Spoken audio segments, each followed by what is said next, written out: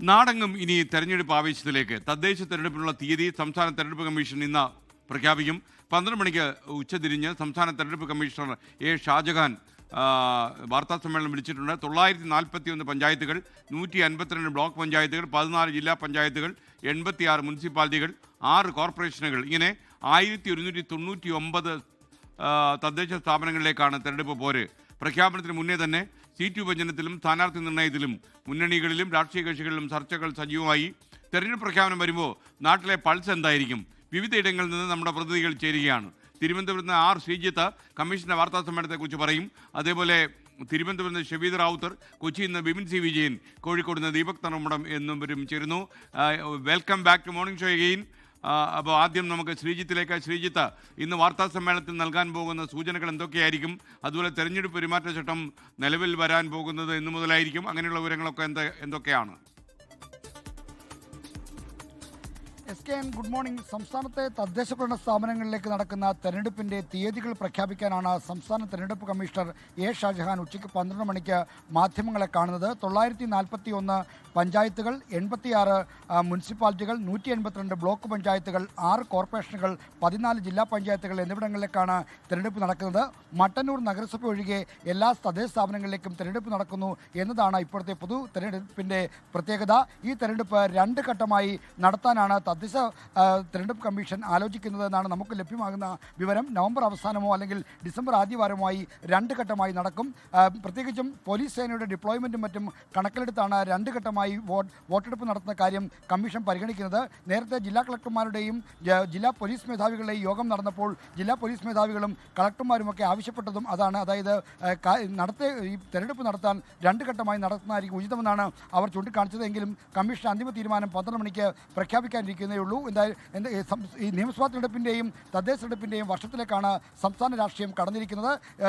നിയമസഭാ തെരഞ്ഞെടുപ്പിൻ്റെ semi final എന്ന് വിശേഷിപ്പിക്കപ്പെടുന്ന തദ്ദേശ തെരഞ്ഞെടുപ്പിന് കൊടിയുയരുമ്പോൾ കേരളത്തിൻ്റെ രാഷ്ട്രീയ രംഗത്തിൽ തീ പാറുമെന്ന് ഉറപ്പാണ്. കാരണം നിയമസഭാ തെരഞ്ഞെടുപ്പ് മുന്നിൽ കണ്ട് വലിയ തോതിലുള്ള പ്രചരണ പരിപാടികളാണ് എല്ലാ രാഷ്ട്രീയ പാർട്ടികളും മുന്നണികളും ഒരുക്കിയിരിക്കുന്നത്. അതുകൊണ്ട് തന്നെ കേരളത്തിൻ്റെ രാഷ്ട്രീയ രംഗം അടിമുടി മാറാൻ പോവുകയാണ്.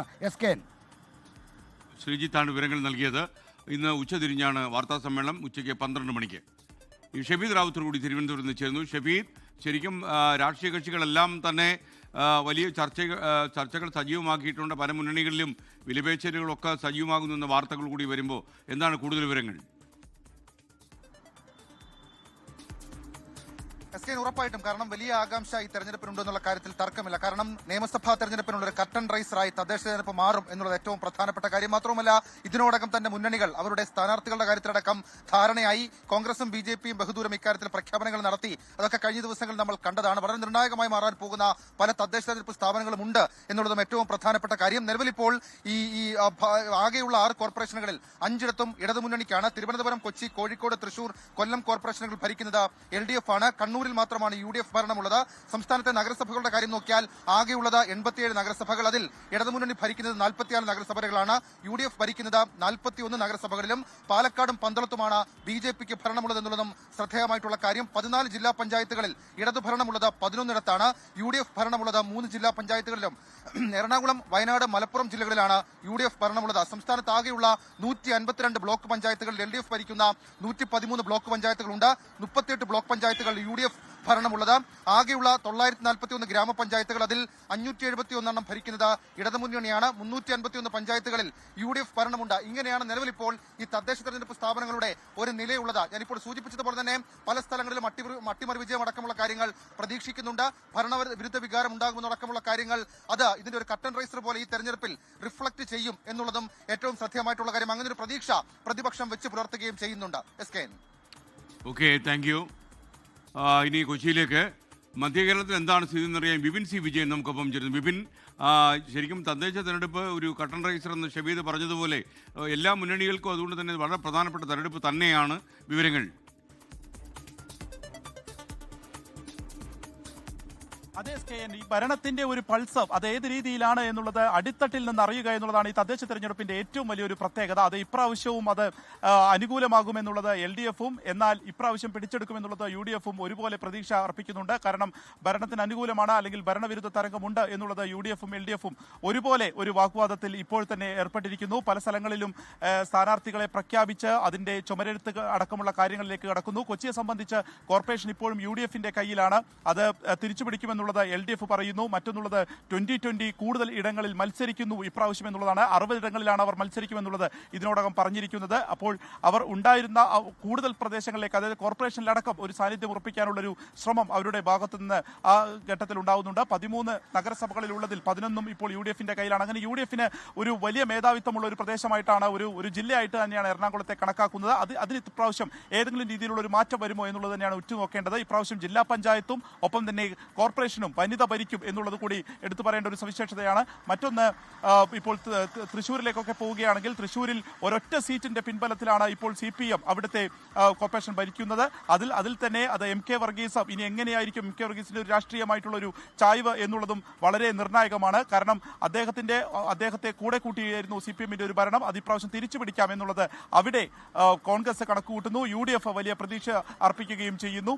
ഇടുക്കിയിലേക്ക് വരികയാണെങ്കിൽ കേരള കോൺഗ്രസും തമ്മിലുള്ള അവിടെ ആ തരത്തിലുള്ള പ്രശ്നങ്ങളുണ്ട്. LDF-ൽ കേരള കോൺഗ്രസുമായിട്ടുള്ള തർക്കങ്ങൾ ഇതിനോടകം തന്നെ നിലനിൽക്കുന്നുണ്ട്. ഇതൊക്കെ തന്നെ അടിത്തട്ടിൽ നടക്കുന്നു എന്നുള്ളതാണ്. മേൽത്തട്ടിൽ നമ്മൾ അറിയുന്നത് പോലെ തന്നെ നേതാക്കളൊക്കെ പരസ്പരം വലിയ രീതിയിലുള്ള സഹായങ്ങളും പരസ്പരം വാരിപ്പുണരും ഒക്കെ ചെയ്യുന്നതൊക്കെ നമ്മൾ കാണുന്നുണ്ട് എങ്കിൽ പോലും അടിത്തട്ടിൽ പലപ്പോഴും അസ്വാരസ്യങ്ങൾ നിലനിൽക്കുന്നു എന്നുള്ളതാണ് കോട്ടയത്ത് നിന്നും ആലപ്പുഴയിൽ നിന്നും ഒക്കെ ലഭിക്കുന്ന ഒരു വിവരമുള്ളത്. അതൊക്കെ എത്രത്തോളം പ്രതിഫലിക്കും അല്ലെങ്കിൽ ആ പ്രശ്നങ്ങളെല്ലാം തന്നെ പരിഹരിച്ചു പോകാൻ നേതൃത്വത്തിന് എത്രത്തോളം കഴിയും എന്നുള്ളതൊക്കെ ഉറ്റുനോക്കുന്ന ഒരു കാര്യം തന്നെയാണ്. G. സുധാകരൻ ആലപ്പുഴയിൽ നേതൃത്വവുമായി ഇടഞ്ഞു നിൽക്കുന്നു എന്നുള്ളത് കൂടി തദ്ദേശ തെരഞ്ഞെടുപ്പിൽ പ്രതിഫലിക്കുമോ എന്നുള്ളതും വളരെ നിർണായകമായിട്ടുള്ള ഒരു കാര്യം തന്നെയാണ് SKN.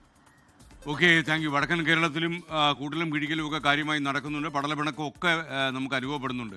ദീപക് തരമണം കോഴിക്കോട് നിന്ന് അപ്ഡേറ്റ് ചെയ്യും. ദീപക്, വിവരങ്ങൾ എന്തൊക്കെ മുന്നണികളിൽ? SKN, ഈ തെരഞ്ഞെടുപ്പിന്റെ ഏറ്റവും വലിയ സവിശേഷത ഇടതുമുന്നണിയെ സംബന്ധിച്ചിടത്തോളം മൂന്നാം പിണറായി സർക്കാർ ഭരണ തുടർച്ച ഉണ്ടാക്കാൻ വേണ്ടിയുള്ള തെരഞ്ഞെടുപ്പാണ്.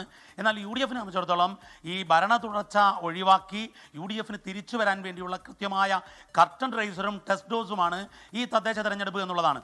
അതുകൊണ്ട് തന്നെ അത്രമേൽ വലിയ രാഷ്ട്രീയ പ്രാധാന്യത്തോടു കൂടിയുള്ള മുന്നൊരുക്കങ്ങളാണ് UDF നടത്തിയത്, BJP നടത്തിയത്. LDF പതിവ് പോലെ തന്നെ നേരത്തെ തന്നെ ആ പ്രവർത്തനം നടത്തുകയും ചെയ്തു. സാധാരണ മലബാറിൽ നമ്മൾ രാഷ്ട്രീയമായി പറയും മലബാർ ഇടതുമുന്നണിക്ക് വളക്കൂറുള്ള മണ്ണാണ് എന്ന്. പക്ഷേ എന്നാൽ 2 വെല്ലുവിളികൾ ഇടതുമുന്നണിയെ സംബന്ധിച്ചിടത്തോളം ഇവിടെയുണ്ട്. അതിലൊന്ന്, കേരളത്തിൽ 2 മുനിസിപ്പാലിറ്റികൾ മാത്രമാണ് BJP ഭരിക്കുന്നത്. അതിലൊന്ന് പാലക്കാടാണ്. പാലക്കാട് മുനിസിപ്പാലിറ്റി BJP ഭരിക്കുന്നു എന്നുള്ളതും BJP അവിടെ നിയമസഭാ മണ്ഡലത്തിലൂടെ വരാൻ സാധ്യതയുണ്ട് എന്നുള്ളതും വലിയ ഗൗരവത്തിലാണ് UDF-ഉം LDF-ഉം കാണുന്നത്. അതുകൊണ്ട് തന്നെ പാലക്കാട്ടെ തെരഞ്ഞെടുപ്പിൽ നിർണായകമാകുന്നത് ഈ നിയമസഭാ തെരഞ്ഞെടുപ്പിനേക്കാൾ വലിയ പ്രാധാന്യത്തിൽ അവിടുത്തെ ഈ മുനിസിപ്പാലിറ്റി തെരഞ്ഞെടുപ്പിനെ കാണുന്നു എന്നുള്ളതാണ്. അതായത് വരാൻ പോകുന്ന നിയമസഭാ തെരഞ്ഞെടുപ്പിൽ എന്ത് സംഭവിക്കുമെന്നതിൻ്റെ സൂചനയായി തന്നെ പാലക്കാട്ടെ തദ്ദേശ തെരഞ്ഞെടുപ്പിനെ കാണാൻ സാധിക്കും. മറ്റൊന്ന്, നമ്മൾ വടക്കേ അറ്റത്തേക്ക് വരുമ്പോൾ കണ്ണൂരിൽ, കേരളത്തിൽ ആകെ ഒരു കോർപ്പറേഷനാണ് UDF ഭരിക്കുന്നത്, അത് കണ്ണൂരാണ്. ആ കോർപ്പറേഷൻ ഭരണം ഇല്ലാതാക്കുക എന്നുള്ളത് ഇടതുമുന്നണിയെ സംബന്ധിച്ചിടത്തോളം വലിയ രാഷ്ട്രീയ ലക്ഷ്യമാണ്. അതവർ ചെയ്യാനുള്ള പണിയിലാണ്. പക്ഷേ എന്നാൽ നിലവിൽ അത് UDF-ന്റെ കയ്യിലാണ്. അവിടെ ലീഗുമായുള്ള സീറ്റ് തർക്കങ്ങളുണ്ട്. ആ തർക്കങ്ങളെ എങ്ങനെ മുതലെടുക്കാം എന്നുള്ളതാണ് ആലോചിക്കുന്നത്. കോഴിക്കോടാണെങ്കിൽ വലിയ രീതിയിലുള്ള മുന്നേറ്റം CPM ലക്ഷ്യം വെക്കുന്നു. മാത്രവുമല്ല മലബാറിൽ കൂടുതൽ സീറ്റുകൾ കിട്ടുക എന്നുള്ളതാണ് ഈ തെരഞ്ഞെടുപ്പിൻ്റെ ലക്ഷ്യം. കാരണം അത് കേവല തദ്ദേശ തെരഞ്ഞെടുപ്പിൻ്റെ ലക്ഷ്യമല്ല. മുഖ്യമന്ത്രി പിണറായി വിജയൻ വലിയ ജനപ്രിയ പദ്ധതികൾ പ്രഖ്യാപിച്ചു. അത് ജനങ്ങൾ സ്വീകരിച്ചോ ഇല്ലയോ എന്നറിയാൻ വേണ്ടിയുള്ള ഒരു തെരഞ്ഞെടുപ്പായാണ് കാണുന്നത്. മാത്രമല്ല ഒഞ്ചിയം എന്ന രാഷ്ട്രീയമായ വലിയ കീറാമുട്ടിയായി CPM-ന് മുൻപിലുള്ള വെല്ലുവിളിയുണ്ട്. ആ വെല്ലുവിളിയെ എങ്ങനെ ഈ തെരഞ്ഞെടുപ്പ് നേരിടും, അഡ്രസ്സ് ചെയ്യും? ഒഞ്ചിയം തിരിച്ചുപിടിക്കുമെന്ന് CPIM-ന്റെ ജില്ലാ സെക്രട്ടറി 24-നോട് പറഞ്ഞതാണ്. പക്ഷേ എന്നാൽ തിരിച്ചുപിടിക്കാൻ പറ്റുമോ എന്നുള്ള പ്രശ്നം. മലപ്പുറമാണ് ഇതിൽ ഏറ്റവും മറ്റൊരു പ്രശ്നം. UDF-ന്റെ ഒരു ശക്തി കേന്ദ്രം, മലബാറിലെ ഏറ്റവും വലിയ UDF-ന്റെ ശക്തി കേന്ദ്രം, ലീഗിൻ്റെ ശക്തി കേന്ദ്രമായ മലപ്പുറമാണ്. മലപ്പുറത്തെ LDF എന്ത് നേടും എന്നുള്ളതും പ്രധാന പ്രശ്നമാണ്. അങ്ങനെ നോക്കുമ്പോൾ ഈ തെരഞ്ഞെടുപ്പിൽ ഏറ്റവും വീറും വാശിയുമുള്ള പോരാട്ടം നടക്കുക മലബാറിൽ തന്നെയാണ്. SKN. ദീപക് തരമണമാണ് വിവരങ്ങൾ നൽകിയത്. ലോകത്തെവിടെയായാലും ഏത് സമയത്തും 24 വാർത്തകളും ഓഗ്മെന്റഡ് റിയാലിറ്റി പാക്കേജുകളും എക്സ്പ്ലെയിനറുകളും വിശദമായി കാണാൻ ഞങ്ങളുടെ YouTube ചാനൽ നിങ്ങൾക്ക് സബ്സ്ക്രൈബ് ചെയ്യാം.